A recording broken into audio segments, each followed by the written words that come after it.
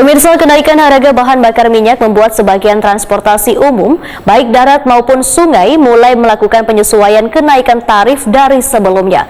Namun pemberlakuan penyesuaian kenaikan tarif ini justru kadang terjadi pada angkutan bus rapid transit, yaitu tetap bagi umum non berlangganan tarifnya Rp6.000 saurangnya, umum berlangganan itu Rp5.000 saurangnya, wan pelajar Rp2.000 saurangnya.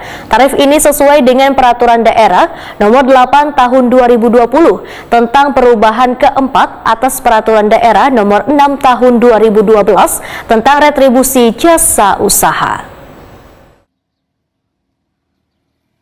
Kenaikan harga bahan bakar minyak membuat sebagian transportasi umum baik darat maupun sungai mulai melakukan penyesuaian tarif dari sebelumnya. Namun pemberlakuan penyesuaian kenaikan tarif ini justru kadang terjadi pada angkutan bus rapid transit, yaitu bagi umum non berlangganan tarifnya Rp6.000 saurangnya, umum berlangganan Rp5.000 saurangnya, wan pelajar Rp2.000 saurangnya.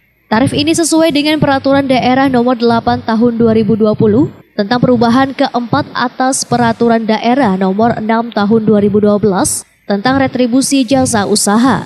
Demikian dipadahkan PLT Kepala Dinas Perhubungan Kalimantan Selatan Hermansyah wayah ditakuni Prima TV, Baisukan Selasa 13 September 2022.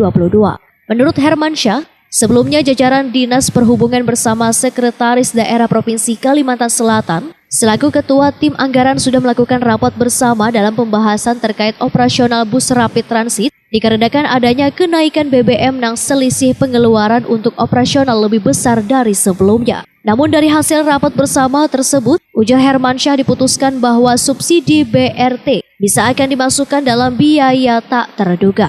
Sehingga diperkirakan tarif bus rapid transit sampai Desember 2022 nanti masih sesuai dengan sebelumnya.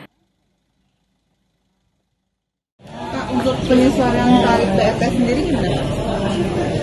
Untuk BRT, karena ini kan kita masih berupaya untuk tidak memberatkan masyarakat ya, pemerintah provinsi. Nah, kemarin kami di jajaran Dishub sudah melakukan rapat terkait operasional BRT ini.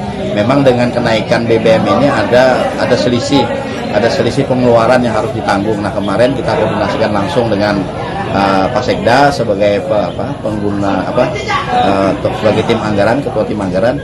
Ternyata untuk subsidi BRT ini bisa dimasukkan dalam dana BTT. Nah, biaya tak terduga karena memang ada kenaikan BBM. Nah, alhamdulillah, sehingga kami berharap tidak ada kenaikan untuk BRT sampai akhir tahun.